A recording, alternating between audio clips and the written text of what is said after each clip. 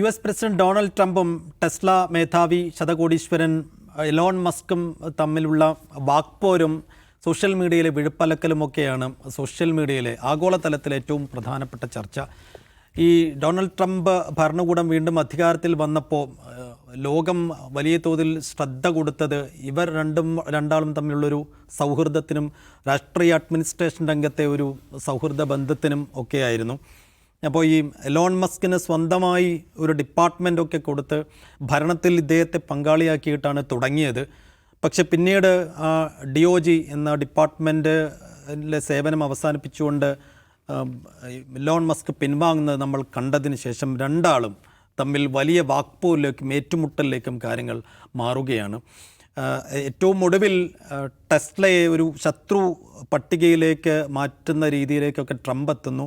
ടെസ്ലയുടെ ഓഹരി വിപണികൾ ഇടിയുന്നു. വലിയ തോതിൽ ഇദ്ദേഹത്തിനെതിരെ ട്രംപിനെതിരെ ലൈംഗികാരോപണ ഒക്കെ ഉന്നയിക്കുന്ന രീതിയിലേക്ക് എത്തുന്നു. അപ്പോൾ ഈ ട്രംപും മസ്കും രണ്ടാൾക്കും പരസ്പരം മനസ്സാക്ഷി സൂക്ഷിപ്പുകാരും കൂടിയാണ്. രണ്ടാളും കൂടി തെറ്റിയാൽ അതുണ്ടാക്കാൻ പോകുന്ന പ്രത്യാഘാതങ്ങൾ അമേരിക്കൻ രാഷ്ട്രീയത്തിലും ആഗോള രാഷ്ട്രീയത്തിലും എന്തൊക്കെയായിരിക്കും എന്നുള്ളതാണ് ആദ്യം സംസാരിക്കുന്നത്. ജിംസ്, അങ്ങനെ രണ്ടുപേരും ഈ രീതിയിൽ വേഗത്തിൽ തന്നെ ഇങ്ങനെ ഒരു ക്ലാഷിലേക്ക് പോകുമെന്ന് നമ്മൾ കരുതിയിട്ടില്ലായിരുന്നു. അങ്ങനെ ഒരു ക്ലാഷ് കുറെ കൂടി കനത്ത് കഴിഞ്ഞാൽ ഉണ്ടാകാൻ പോകുന്ന കോൺസിക്വൻസ് എന്തൊക്കെയാണ്? അതൊരു കോൺസിക്വൻസസ് ഉണ്ടാകുന്നത് അത് അവർക്ക് മാത്രം ബാധകമായ കാര്യമാണ്, അല്ലാണ്ട് നാട്ടുകാർക്ക് ബാധകമായ ഒരു പ്രശ്നമായിട്ട് എനിക്ക് തോന്നുന്നില്ല. അതിൻ്റെ കാരണം ഇതൊരു വിൻ വിൻ ബ്രൊമാൻസ് ആയിരുന്നു അവർ തമ്മിലുണ്ടായിരുന്നത്. ഇലക്ഷന് മുമ്പ് ഉണ്ടായിരുന്നൊരു തുറന്ന പിന്തുണ. ഏതാണ്ട് $250 മില്യൺ മറ്റുമാണ് അദ്ദേഹത്തിൻ്റെ ഇലക്ഷൻ ഫണ്ടിലേക്കും ട്രംപിൻ്റെ ഇലക്ഷൻ ഫണ്ടിലേക്ക് ഇദ്ദേഹം സംഭാവന ചെയ്തത്. കഴിഞ്ഞ ദിവസം അദ്ദേഹം പറയുന്നത് എന്താണ്, ഞാനില്ലായിരുന്നെങ്കിൽ വൈറ്റ് ഹൗസിൽ ഡെമോക്രാറ്റുകൾ ഇരിക്കുമായിരുന്നു, അദ്ദേഹം ജയിക്കുമായിരുന്നില്ല എന്നാണ് പറയുന്നത്. അപ്പോൾ മസ്കിൻ്റെ പിന്തുണ അത് പണമായിട്ടാണോ അതല്ല മസ്കിൻ്റെ തന്നെ ജനപിന്തുണ ട്രംപിന് വോട്ടായി മാറിയെന്നൊക്കെയാണ് അദ്ദേഹം അവകാശപ്പെടുന്നത്. അപ്പോൾ ഇത് എനിക്ക് തോന്നുന്നത് ഈ ഒരു ഉടക്കിനുള്ളൊരു കാരണം നമുക്കറിയാം. ഈ ഡോജ് എന്ന് പറയുന്ന സംവിധാനം കൊണ്ടുവരിക, അതിൻ്റെ മേധാവിയായിട്ട് മസ്കിനെ വയ്ക്കുകയും ചെയ്തത് വലിയ തോതിലുള്ള പബ്ലിക് പ്രൊട്ടസ്റ്റിന് കാരണമായി അമേരിക്കയിൽ. അമേരിക്കയിലെ സർക്കാർ ജീവനക്കാർ, അതത് വകുപ്പുകളിലെ ജീവനക്കാരുൾപ്പെടെ ടെസ്ലയ്ക്കെതിരെ ബഹിഷ്കരണാഹ്വാനമായി രംഗത്ത് വരുന്നു. ടെസ്ലയുടെ ഓഹരി വിപണി ഇടിയുന്നു. ഒരുപക്ഷെ ട്രംപിൻ്റെ ആദ്യത്തെ 100 ദിവസത്തിലെ ഏറ്റവും പ്രധാനപ്പെട്ട തിരിച്ചടികളൊന്ന് ഈ ഡോജുമായി ബന്ധപ്പെട്ട പരിഷ്കരണ നടപടികളായിരുന്നു. അപ്പോൾ അതിൻ്റെ തലച്ചോറ് എന്ന അർത്ഥത്തിൽ മസ്കിനെ ഇനിയും ചുമന്നാൽ താൻ വീണ്ടും നാറും എന്ന് തോന്നിയതുകൊണ്ടോ അതിനപ്പുറം ഈ നമ്മൾ വൈറ്റ് ഹൗസിൽ നിന്നുള്ള ചില വിഷ്വൽസൊക്കെ നമ്മൾ കണ്ടിരുന്നു. വൈറ്റ് ഹൗസിൽ ട്രംപ് ഇരിക്കുന്നു, തൊട്ടപ്പുറം കൊച്ചിനെ എടുത്തുകൊണ്ട് മസ്ക് ഇരിക്കുന്നു. അതായത് മസ്ക് വന്ന് നിൽക്കുന്ന എങ്ങനെയാണ്, കല്യാണത്തിന് അമ്മാവന്മാർ തോളത്തിട്ടുണ്ട് കല്യാണം നടന്നത് പോലെയാണ് വൈറ്റ് ഹൗസിൽ വന്നിരുന്നത് അദ്ദേഹം ഭരണം നടത്തുന്നത്. അത്രമാത്രം കാഷ്വൽ ആയിട്ടുള്ള ഒരു രീതിയിൽ അവിടെ ഇടപെടുന്നു. നമ്മൾ അങ്ങനെയൊന്നും കണ്ടിട്ടില്ല. വൈറ്റ് ഹൗസിൻ്റെ ഉൾവശത്ത് എന്താണ് നടക്കുന്നത് നമ്മൾ കണ്ടിട്ടുണ്ട്. പക്ഷേ മസ്ക് അവിടെ ഇടപെടുന്നതും നമ്മൾ ആ രീതിയിലുള്ള കാഴ്ചകളൊന്നും മുമ്പ് കണ്ടിട്ടില്ല. അപ്പോൾ ഒരു വശത്ത് ഈ പരിഷ്കരണം എന്ന പേരിൽ ഇദ്ദേഹത്തിൻ്റെ ഉപദേശം സ്വീകരിച്ച് നടപ്പാക്കിയ പരിഷ്കരണം എല്ലാം തിരിച്ചടിയാവുന്നു. മറ്റൊന്ന്, ഇതുകൊണ്ട് വിൻ വിൻ എന്നാണെങ്കിൽ ഇതുകൊണ്ട് ആർക്കാ ലാഭം? ശരിക്കും ട്രംപിന് എന്താ ലാഭമുള്ളത്? ട്രംപ് മസ്ക് ഉള്ളതുകൊണ്ടാണ് അവിടെ ജയിച്ചത്? അല്ല, ട്രംപ് മുന്നോട്ട് പറഞ്ഞ ചില കാര്യങ്ങളുണ്ട്, അത് ശരിയാണെന്ന് വിശ്വസിക്കുന്ന ബഹുഭൂരിഭാഗം ജനങ്ങൾ അദ്ദേഹത്തിന് വോട്ട് ചെയ്തുകൊണ്ടാണ് അദ്ദേഹം ജയിച്ചത്. അല്ല, അത് മസ്ക് കൂടെയുണ്ട്, അയാൾക്ക് കുറേ പണമുണ്ട്, അയാൾ കുറേ സയൻറ്റിഫിക് ഇന്നോവേഷൻസ് നടത്തുന്നുണ്ട്, ടെക് കമ്പനികൾ നടത്തുന്നുണ്ട്, ടെസ്ല ഉണ്ടാക്കുന്നു എന്ന് കണ്ടുകൊണ്ട് മസ്ക് കൂടെ ഉള്ളതുകൊണ്ടല്ലോ ട്രംപിന് വോട്ട് ചെയ്തത്. യഥാർത്ഥത്തിൽ മസ്കിനാണ് അതുകൊണ്ടുള്ള ലാഭം, ട്രംപിൻ്റെ കൂട്ടുകൊണ്ട് മസ്കിനാണ് ലാഭം. അപ്പോൾ ഇയാളെ കൂടെ കൂട്ടി തൊട്ടതെല്ലാം അബദ്ധവും ആദ്യത്തെ 100 ദിവസത്തിൽ തന്നെ വലിയ തോതിൽ തിരിച്ചടി ഉണ്ടായി. അപ്പോൾ ഇത് ഇങ്ങനെ കൂടാതെ ശരിയാവില്ല എന്ന് ബിസിനസ്സുകാരനായ അദ്ദേഹത്തിന് തോന്നി, ട്രംപിന് തോന്നി, അദ്ദേഹം ഒഴിവാക്കാൻ തീരുമാനിച്ചു. അതാണ് ഇപ്പോൾ സംഭവിക്കുന്നത്. പക്ഷേ ഒഴിവാക്കി കഴിഞ്ഞപ്പോൾ ഉണ്ടായ പ്രത്യാഘാതങ്ങൾ വലുതാണ്. ഇപ്പോൾ ടെസ്ലയുടെ 14% അധികം ഓഹരി മൂല്യമാണ് ഇടിഞ്ഞത്. അത് വൻ തോതിലുള്ള ക്യാപിറ്റൽ ലോസ് ഉണ്ടാക്കുന്നുണ്ട്. അപ്പോൾ മറ്റൊന്ന്, ഈ നാസയിലേക്ക് അദ്ദേഹത്തിൻ്റെ നോമിനിയെ വേണ്ട എന്ന് വയ്ക്കുന്നു. EV കാറുകൾക്കുള്ള സബ്സിഡി കട്ട് ചെയ്യുന്നു. അങ്ങനെ പലതരത്തിൽ അതിനുശേഷം ഈ ഉടക്കിന് ശേഷം ട്രംപ് ചെയ്ത എല്ലാ കാര്യങ്ങളും വലിയ തോതിൽ തിരിച്ചടിയാണ് മസ്കിന് ഉണ്ടാക്കിയിട്ടുള്ളത്. അപ്പോൾ മസ്ക് ഒരു ആറ്റം ബോംബ് പ്രയോഗിക്കുന്നു. ഇന്നലെ എപ്സ്റ്റീൻ ഫയൽസിൽ ട്രംപിൻ്റെ പേരുമുണ്ട്. നിങ്ങൾ എൻ്റെ ഈ ട്വീറ്റ് നിങ്ങൾ സൂക്ഷിച്ചു വെച്ചോളൂ, ഭാവിയിൽ അത് ശരിയായിട്ട് വരും എന്നാണ്. എപ്സ്റ്റീൻ ഫയൽസ് എന്ന് പറഞ്ഞാൽ എപ്സ്റ്റീൻ എന്ന പേരുള്ള ഒരു അമേരിക്കക്കാരൻ, അയാളെ ഈ സ്ത്രീകൾ ഈ മീ ടു ക്യാമ്പയിനെ തുടർന്നാണ് അത് ഉയർന്നു വരുന്ന സംഭവമാണ്. അയാൾ ജയിലിൽ കിടന്ന് മരിച്ചുപോയ ഒരാളാണ്. അതായത് നിരവധി സൂയിസൈഡ് ചെയ്താണ്.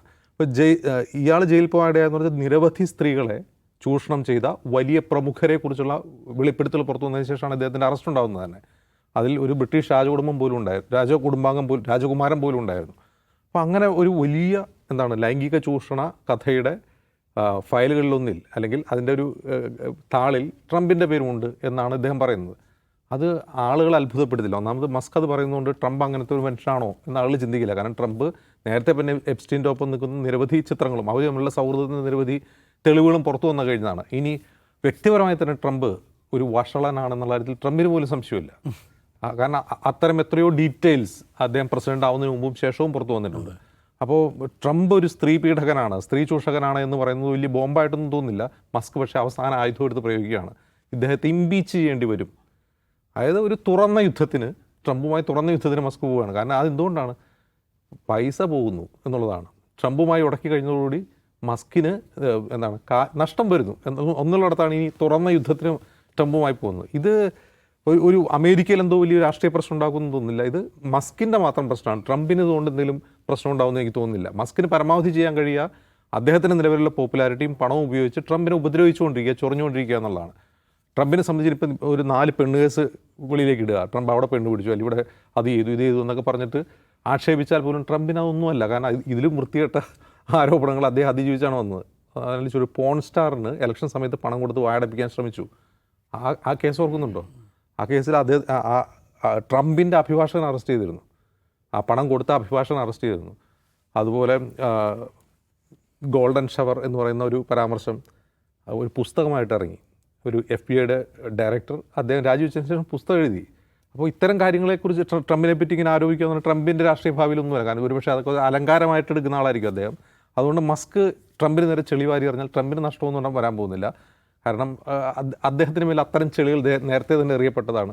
അത്തരം ഇമേജുകളിൽ നാണിക്കുകയോ അല്ലെങ്കിൽ ഇപ്പോൾ അങ്ങനെ പറഞ്ഞ് ഇനിയിപ്പോൾ അദ്ദേഹത്തിൻ്റെ ഏക ഭയമായി ആ പുസ്തകത്തിൽ രേഖപ്പെടുത്തിയിട്ടുള്ളത് ഇതൊക്കെ മെലേനി അറിഞ്ഞ അവൾ എന്ത് പറയുന്നുള്ളത് മാത്രമാണ് അദ്ദേഹത്തിൻ്റെ ഭയം.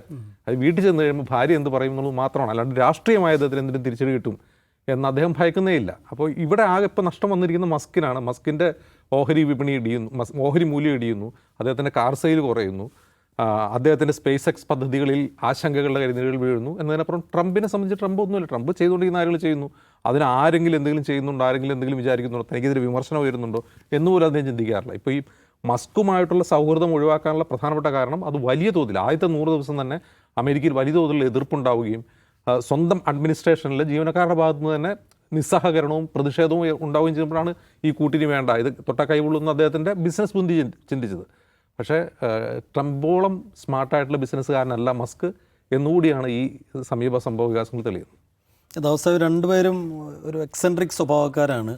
അപ്പോൾ സൗഹൃദമായിരുന്നെങ്കിൽ അത് അതിൻ്റെ ഒരു എക്സ്ട്രീം തലത്തിൽ നമ്മൾ കണ്ടു. ഇനിയിപ്പോൾ തെറ്റിക്കഴിഞ്ഞാൽ, ഉടക്കിക്കഴിഞ്ഞാൽ അതിൻ്റെ ഒരു എക്സ്ട്രീം ലെവലും കാണേണ്ടി വരുമോ? അത് അതിൻ്റെ സൂചനകളുള്ള വരുന്നത്. ഇപ്പോൾ ഈ ജെഫേഴ്സൺ എപ്സ്റ്റീൻ ഫയൽ, ഈ എപ്സ്റ്റീൻ ഫയലിൽ ട്രംപിൻ്റെ പേരുണ്ട്, അത് പുറത്തു വരും എന്ന് പറയുമ്പോൾ അത് സംബന്ധമായി മസ്കിന് എന്താണ് ചെയ്യാൻ പറ്റുന്നത് അത് ചെയ്യും. അപ്പോൾ അത് ലേറ്റർ ആണ് അങ്ങനെ വരികയാണെങ്കിൽ ആ ഫയൽസ് പറഞ്ഞത് ഹ്യൂജ് ഫയൽസാണ്. അതിലേതോ ഒരു പാട്ടോ മറ്റാണ് പുറത്തു വന്നത്. ആ പുറത്തു വന്നതിൽ ട്രംപിൻ്റെ പേര് ഓൾറെഡി ഉണ്ട്. പക്ഷേ അദ്ദേഹത്തെ ഒരു കുറ്റം ചുമത്താൻ പറ്റാവുന്ന തരത്തിലുള്ള ഇതില്ല. കാരണം വെച്ചാൽ ഇദ്ദേഹം മൈനറായ പെൺകുട്ടികളെ ലൈംഗിക ചൂഷണത്തിന് വിധേയമാക്കി. ഈ എപ്സ്റ്റീന് വിധേയമാക്കി എന്നുള്ളതല്ല, എപ്സ്റ്റീൻ പലർക്കും കാഴ്ചവെച്ചു. പലർക്കും തന്നെ അതിൽ ലോകത്ത് ഏതാണ്ട് അമേരിക്കയിലെ നല്ലൊരു ശതമാനം VIPs ഉണ്ട്, അമേരിക്ക പുറത്തുള്ള VIPs ഉണ്ട്. അപ്പോൾ അതിന് വേണ്ടിയിട്ട് ഇയാളുടെ റിസോർട്ടുകളിലേക്കൊക്കെ പറക്കുന്ന പ്രൈവറ്റ് ജെറ്റ് ഉണ്ട്. അതിന് ലോലിത എക്സ്പ്രസ് എന്നാണ് ഇവിടെയുള്ള അമേരിക്കൻ മാധ്യമങ്ങൾ അതിന് വിളിക്കുന്ന പേര്. ഇപ്പോൾ ഈ ലോലിത എക്സ്പ്രസിൻ്റെ ലോക്ക് ഷീറ്റിൽ ട്രംപിൻ്റെ പേരുണ്ട്, നേരത്തെ ഉണ്ട്. പക്ഷേ അത് അങ്ങനെ ലോക്ക് ഷീറ്റ് ഉള്ളതുകൊണ്ട് അദ്ദേഹം ഈ പണി ചെയ്തു, മൈനേഴ്സിനെ അബ്യൂസ് ചെയ്തു എന്നുള്ളത് തെളിയിക്കാൻ പറ്റില്ല. പക്ഷേ ഇനി വരാനിരിക്കുന്ന ബണ്ടിൽസ് ഓഫ് ഫയൽസ് ഉണ്ട്, അതിനകത്ത് ട്രംപിൻ്റെ പേരുണ്ടോ ഇല്ലയോ, കൺവിക്റ്റ് ചെയ്യാൻ പറ്റാവുന്ന തരത്തിലുള്ള തെളിവുകളുണ്ടോ എന്നൊന്നും അറിയില്ല. എനിവേ അങ്ങനെ ഒരു ഇപ്പം ഹജിംസ് പറഞ്ഞു ട്രംപ് ഇതിലും വലിയ വഷളത്തരങ്ങൾ കണ്ട ആളാണ്, ശരിയാണ്. പക്ഷേ അതേസമയം ഒരു മൈനർ അബ്യൂസ് ചെയ്തു എന്നുള്ളത് ആ നിലക്കുള്ളൊരു കേസ് വന്നു കഴിഞ്ഞാൽ അത് ഗുരുതരമായിരിക്കും. മസ്കിൻ്റെ ഒരു സ്വഭാവം വെച്ചിട്ട് അത് പരമാവധി അതിൻ്റെ പിന്നാലെ പോകാൻ അദ്ദേഹം ഉണ്ടാവും. അദ്ദേഹം അത് പറഞ്ഞിട്ടുണ്ട്, എഴുതി വെച്ചോളൂ, ഇത് നിങ്ങൾ എഴുതി വെച്ചോളൂ എന്നാണ് പറഞ്ഞിരിക്കുന്നത്. പിന്നെ സ്പേസ് എക്സുമായി ബന്ധപ്പെട്ട ഡീലുകൾ അതിൽ മസ്കിന് നഷ്ടമാണോ ലാഭമാണോ എന്നുള്ളത്, കാരണം മറ്റേ ആ ഡ്രാഗൺ പ്രോജക്റ്റിൽ നിന്ന് അദ്ദേഹം പിൻവലിയാൻ തീരുമാനിച്ചിട്ടുണ്ട്. അതൊക്കെ കാത്തിരുന്ന് കാണേണ്ട കാര്യങ്ങളാണ്. പക്ഷേ ഞാനിതിൽ കൗതുകം കാണുന്ന എലമെൻ്റ് ഇതല്ല. ഇപ്പോൾ കഴിഞ്ഞ ദിവസം എക്സിൽ മസ്ക് കുറിച്ച ഒരു ഇതുണ്ടായിരുന്നു, നമുക്കൊരു പുതിയ പാർട്ടി ഉണ്ടാക്കണം എന്ന് പറഞ്ഞിട്ട്. അതാണ് എന്നെ ആകർഷിച്ചൊരു കാര്യം. കാരണം ഈ പറയുന്ന സർവേ അതിനുള്ള സർവേയൊക്കെ ആയിട്ട് വരികയാണ്. ഈ റിപ്പബ്ലിക്കൻ ഡെമോക്രാറ്റ്സ്, കൊക്കക്കോള, പെപ്സി, ഇത് രണ്ടിനിടയിൽ അമേരിക്കക്കാർക്ക് വേറൊരു ചോയ്സ് ഇല്ല എന്നൊരു പ്രശ്നമുണ്ട്. അപ്പോൾ അങ്ങനെ ഒരു ചോയ്സ് അമേരിക്കക്കാർക്ക് ഉണ്ടാക്കാൻ മസ്ക് വിചാരിക്കുകയാണെങ്കിൽ, ഈ അമേരിക്കൻ പൊളിറ്റിക്സ് എന്നൊക്കെ പറയുന്ന എല്ലാം ലോബിയിങ്ങും പണവും ഒക്കെ ആയിട്ട് ബന്ധപ്പെട്ട കാര്യങ്ങളാണല്ലോ, അങ്ങനെ ഒരു പുതിയൊരു പാർട്ടി അവിടെ വരിക എന്ന് വിചാരിക്കുക, അത് അമേരിക്കക്കും ലോകത്തിനും നന്നായിരിക്കും എന്ന് വിചാരിക്കുന്ന ഒരാളാണ്. കാരണം കുറച്ചും കൂടെ ഡെമോക്രസി എപ്പോഴും നന്നാവുന്നത് കുറച്ചധികം പ്ലെയേഴ്സ് വരുമ്പോഴാണ്. ഇപ്പോൾ തന്നെ റിപ്പബ്ലിക്കൻ പാർട്ടിയിലെ ട്രംപ് വിരുദ്ധ ആ ടീമുണ്ടല്ലോ, ട്രംപ് വിരുദ്ധ ലോബി, അവർ മസ്കുമായിട്ടുള്ള ചില എൻഗേജ്മെൻറ്റ്സ്, ചില സംസാരങ്ങൾ നടത്തിക്കൊണ്ടിരിക്കുന്നു എന്നുള്ള വാർത്തകൾ വരുന്നത്. അപ്പോൾ ഇത് ഞാൻ മുമ്പ് പറഞ്ഞതുപോലെ ഒന്ന് കലങ്ങി മറിയുക എന്നുള്ളതാണ് ഇതിൽ സംഭവിക്കാവുന്ന ഒരു ഗുണകരമായുള്ള കാര്യം. അല്ലാതെ ഈ ഇതിൻ്റെ എത്തിക്സും രാഷ്ട്രീയ ധാർമ്മികതയും സംഗതിയിൽ നിന്ന് ഇവർ രണ്ടുപേർക്കും ബാധകമല്ല. ഒന്ന് ഇതാണെന്ന് ഒരു കലങ്ങി മറിച്ചാൽ അമേരിക്കൻ രാഷ്ട്രീയത്തിൽ ഏതെങ്കിലും നിലക്ക് വരികയാണെങ്കിൽ അത് ഗുണകരമായിരിക്കും. രണ്ടാമത്തത്, അമേരിക്ക എന്ന് പറയുന്ന പവർ സെൻറ്റർ ഉണ്ടല്ലോ, ലോകത്തെ ഏറ്റവും അപ്രതിരോധ്യമായിട്ടുള്ള ഒരു അധികാര കേന്ദ്രം എന്ന് പറയുന്ന അവസ്ഥ, അതിന് വലിയ തോതിൽ ഇളക്കം തട്ടിക്കൊണ്ടിരിക്കുകയാണ്. ആ ഇളക്കം തട്ടുന്നത് ഏതെങ്കിലും ഒരു എക്സ്റ്റേണൽ പവറിൻ്റെ പ്രവർത്തനം കൊണ്ടല്ല, അതിന് ഇവരുടെ തന്നെ, ഇപ്പം ട്രംപിൻ്റെ അധികാരാരോഹണം, ട്രംപും മസ്കും തമ്മിലുള്ള അവർ തമ്മിലുള്ള ബന്ധവിച്ഛേദം, പിന്നെ അങ്ങേയറ്റം ഒട്ടും പ്രഡിക്റ്റബിൾ അല്ലാത്ത സമീപനങ്ങൾ. ഇപ്പോൾ ഒരാൾ അമേരിക്ക ഒരു രാജ്യമായിട്ട്, ഒരു ബിസിനസ് എൻറ്റിറ്റി ആയിട്ട്, എന്തോ ആട്ടെ, അതുമായിട്ട് നമുക്കൊരു പുറത്തുള്ള ഒരാൾക്കൊരു ഡീലിലെത്തണമെങ്കിൽ, ഒരു എൻഗേജ്മെൻറ്റിലെത്തണമെങ്കിൽ സ്റ്റെബിലിറ്റി എന്ന് പറയുന്നത് വളരെ പ്രധാനമാണ്, പ്രിഡിക്റ്റബിലിറ്റി എന്ന് പറയുന്നത് വളരെ പ്രധാനമാണ്. ഇപ്പോൾ അമേരിക്കയുടെ കാര്യത്തിൽ ഏറ്റവും പ്രധാനപ്പെട്ട ഒരു പോയിൻ്റ് എന്താണ് അമേരിക്കയെ ബന്ധപ്പെട്ട്? അത് പ്രിഡിക്റ്റബിൾ അല്ല എന്നുള്ളതാണ്. എന്തായിരിക്കും പോളിസി? ഇന്ന് ഇതാണ് പോളിസി, നാളെ എന്തായിരിക്കും? ഇന്ന് ഇതാണ് നിയമം, നാളെ എക്സിക്യൂട്ടീവ് ഓർഡർ എന്താണ് വരാൻ പോണത് എന്ന് പറയാൻ പറ്റാത്ത, ഒട്ടും പ്രഡിക്റ്റബിൾ അല്ലാത്തൊരു എൻറ്റിറ്റി ആയിട്ട് അമേരിക്ക എന്ന് പറയുന്ന ആ എൻ്റർപ്രൈസ് മാറിക്കഴിഞ്ഞു. ഇതാണ് ട്രംപ് ചെയ്ത അമേരിക്കക്ക് ട്രംപ് നൽകിയ ഏറ്റവും വലിയ സംഭാവന എന്ന് പറയുന്നത്, അല്ലെങ്കിൽ ഏറ്റവും വലിയ ദുരന്തം എന്ന് പറയുന്നത്. അദ്ദേഹത്തിൻ്റെ പേഴ്സണാലിറ്റി എന്താണ്? The most impulsive person in the planet എന്നാണ് പുള്ളിയെക്കുറിച്ച് പറയാറ്. ഈ ഇമ്പൾസീവ് മാൻ ഈ രാജ്യത്തെ ഒരു ഇമ്പൾസീവ് അൺപ്രഡിക്റ്റബിൾ എൻറ്റിറ്റിയാക്കി മാറ്റി.